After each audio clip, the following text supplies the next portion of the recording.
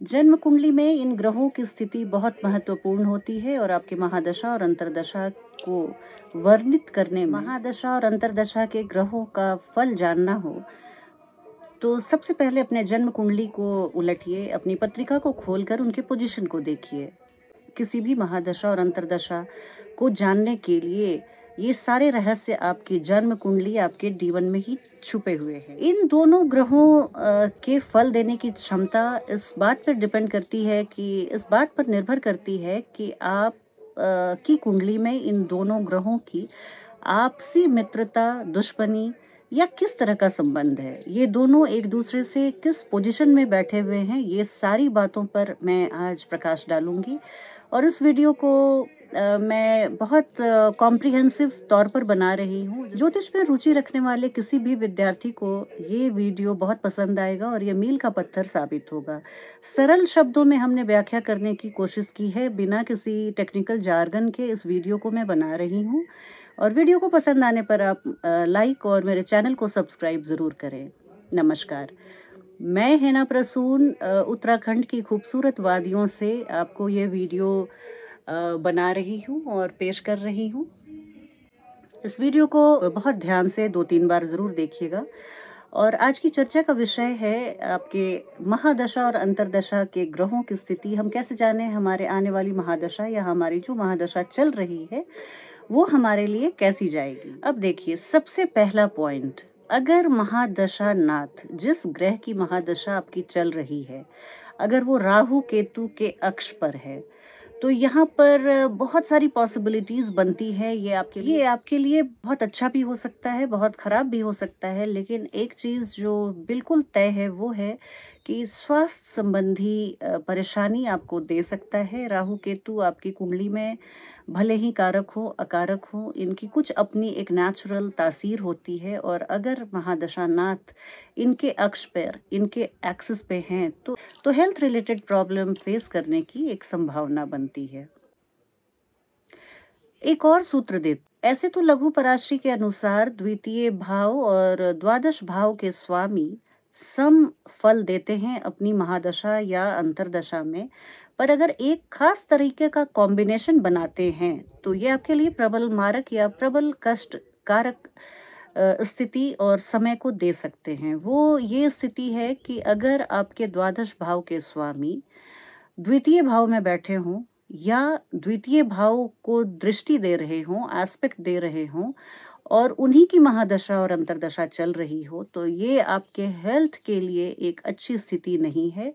आप अपने स्वास्थ्य का बहुत ख्याल रखिएगा, क्योंकि ये एक ऐसा कॉम्बिनेशन है जो अक्सर देखा गया है कि हेल्थ संबंधी मारक की भूमिका इस कॉम्बिनेशन में ग्रह निभाते हैं। और एक और सूत्र बताती हूँ, आपकी कुंडली में जो केंद्र के भावों के स्वामी हैं, यानी प्रथम भाव, आपके लग्न, आपके चतुर्थ भाव, सप्तम भाव और दशम भाव के जो स्वामी हैं, अगर इन की दशा चल रही है, महादशा चल रही है, तो ये अपने फ्रेंड्स की अंतर्दशा में बहुत अच्छे परिणाम देते हैं। अब आपको पता है कि ज्योतिष जगत में सभी प्लैनेट्स को 2 कैंप्स में बांटा गया है। एक कैंप के फ्रेंड्स हैं सूर्य, चंद्रमा, मंगल, बृहस्पति, और दूसरे कैंप के प्लैनेट्स हैं शुक्र, शनि, बुध आदि। तो अगर आपके केंद्र के स्वामी बृहस्पति हैं और इनके मित्र मंगल या सूर्य या चंद्रमा की अंतर्दशा चल रही है, तो अगर गुरु बृहस्पति की महादशा में इनके मित्रों की अंतर्दशा चल रही है, सूर्य, चंद्रमा आदि जैसे ग्रहों की अगर अंतर्दशा चल रही है, तो ये पीरियड आपके लिए बहुत ही अच्छा रहेगा, बहुत उपलब्धियों से भरा हुआ हो सकता है। ये डिपेंड करता है कि आपकी कुंडली में महादशा नाथ किस भाव में बैठे हुए हैं, उन्हें कितना बल है, अष्टक वर्ग में उन्हें कितने बिंदु मिले हुए हैं, तो ऐसी कुछ बातों पर डिपेंड करता है। पर मोटे तौर पे मैं अगर बात करूं तो महादशा और अंतर्दशा को समझने के लिए ये सूत्र बहुत काम का है। यहाँ पे मैं इस वीडियो को बना रही हूँ और आप क्षमा करेंगे अगर कैमरा स्टैटिक नहीं है, तो यहाँ मैं स्टैंड के बिना इस वीडियो को बना रही हूँ। पर वीडियो का कंटेंट बहुत अच्छा है, इसे आप बहुत ध्यान से सुनिएगा, देखिएगा। एक और बहुत महत्वपूर्ण सूत्र है, अगर शर्वाष्टक वर्ग में किसी ग्रह को सबसे ज़्यादा बिंदु मिले हुए हैं, सबसे ज़्यादा पॉइंट्स मिले हुए हैं, या वो ग्रह जहाँ बैठा हुआ है उससे 11वें भाव में सर्वाष्टक वर्ग में बहुत ज़्यादा पॉइंट्स हैं, तो उस ग्रह की महादशा अंतर्दशा में आपको एक बहुत ही बम्पर मटेरियलिस्टिक गेन सक्सेस मिल सकता है। अब मैं एक बार पुनः दोहरा दूं, सर्वाष्टक वर्ग में अगर किसी ग्रह को सबसे ज्यादा बिंदु, सबसे ज्यादा पॉइंट्स मिले हुए हैं और उसकी अंतर्दशा या महादशा चल रही है, तो निसंदेह ये समय आपके लिए भौतिक सफलता और उपलब्धियों से भरा हुआ साबित होगा। या किसी प्लैनेट से 11वें भाव में सबसे ज्यादा सर्वाष्टक वर्ग में आपको पॉइंट्स मिले हैं और अगर उस प्लैनेट की महादशा या अंतर्दशा चल रही है, तो इन दोनों परिस्थितियों में आपके लिए ये महादशा और अंतर्दशा का समय बहुत ही सुकून भरा और अनुकूल रहेगा भौतिक सफलता, मटेरियलिस्टिक गेन्स के लिए। एक सूत्र बहुत ही आश्चर्यजनक सूत्र है, इसे जानकर आपको अच्छा लगेगा। अगर वीनस, शुक्र और शनि आपकी कुंडली में बहुत स्ट्रांग हैं, बहुत अच्छे पोजीशन में हैं, बहुत प्रबल हैं, तो ये अपनी महादशा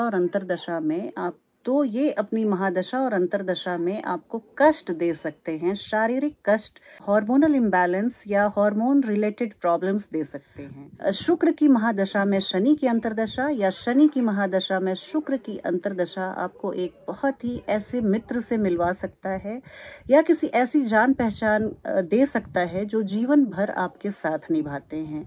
पर हाँ, हार्मोनल डिस्टर्बेंस और डायबिटीज जैसी बीमारी या पीसीओडी जैसी समस्याएं, इससे रिलेटेड समस्याएं आपको दे सकते हैं। पर कहानी में ट्विस्ट यहाँ ये है कि अगर आपकी कुंडली में शुक्र और शनि एक दूसरे से 6, 8, 12 में बैठे हुए हैं और इनकी महादशा या अंतर्दशा चल रही है, तो आप ध्यान रखिए, ये समय आपके लिए बम्पर जाने वाला है और सफलता से भरा हुआ जाने वाला है।